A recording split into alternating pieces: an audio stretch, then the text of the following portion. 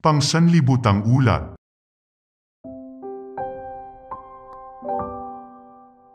Madam Anatomy, Abigail, December 16, Ghana. Si Abigail ay estudyante ng Seventh-day Adventist Nursing and Midwifery Training College sa West Africa, bansa ng Ghana.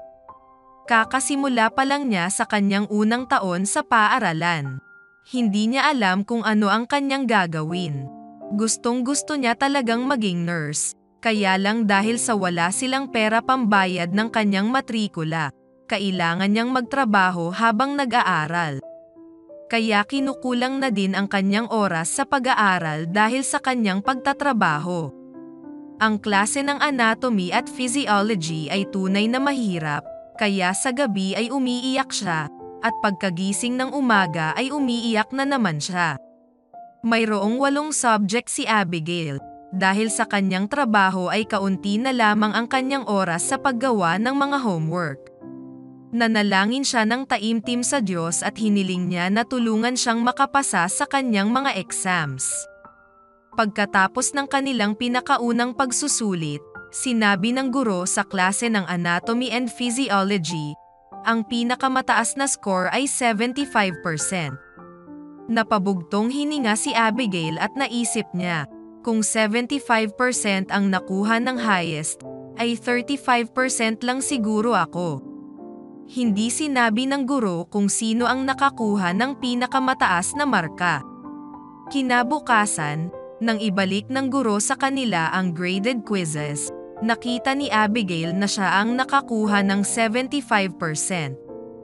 Hindi siya makapaniwala sa kanyang nakita. Bumulong ang isang kaklase niya sa kanyang tabi. Ano ang grades mo? Ipinakita ni Abigail ang kanyang score. Ikaw ang highest score, bulalas ng kaklase. Napahiya si Abigail. Please, huwag mong sabihin kahit kanino, sabi niya.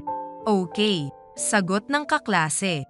Ang sikreto ni Abigail ay nabunyag din sa klase matapos makakuha siya ng 100% sa kanilang midterm exam. Tinawag siya ng guro sa harapan ng klase.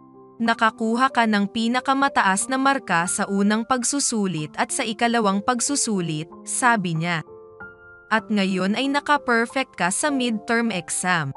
Huwag ka nang magtago sa klase. Kapag nagtatanong ako, huwag kang matakot sumagot. Simula noon ay palaging nang sumasagot si Abigail sa klase. Hindi na siya nahihiyang sumagot. Minsan nga ay hindi na siya nagtataas ng kamay para sumagot, basta na lamang siyang sumasagot.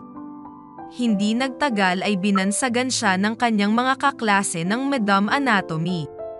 Napapangiti lang siya kapag tinatawag siya na Madam Anatomy.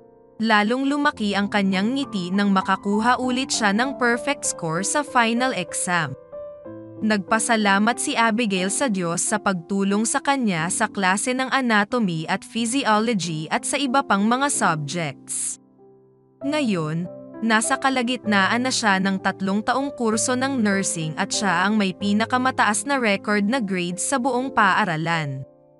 Nakatanggap din siya na kaunting scholarship na naging dahilan para mabawasan niya ang oras ng kanyang pagtatrabaho. Ito ay sa Diyos, sabi niya. Hindi ito sa akin. Pagkatapos ng 1 linggong spiritual emphasis sa campus, nagpasya siyang magpabinyag at sumapi sa Seventh-day Adventist Church. Mahal niya ang Diyos ng buong puso at gusto niyang mabuhay para sa Kanya. Ngunit, may isang tumututol sa kanyang pagpapabinyag, isang kamag-anak niya na kasapi ng ibang denominasyon ay mahigpit na tumututol sa kanyang desisyon, ito ay isang kasalanan, sabi sa kanya. Hindi alam ni Abigail kung kanino siya lalapit, kaya nanalangin siya sa Diyos. Hiniling niya na tulungan siya ng Diyos na tulungan siya sa kanyang sitwasyon.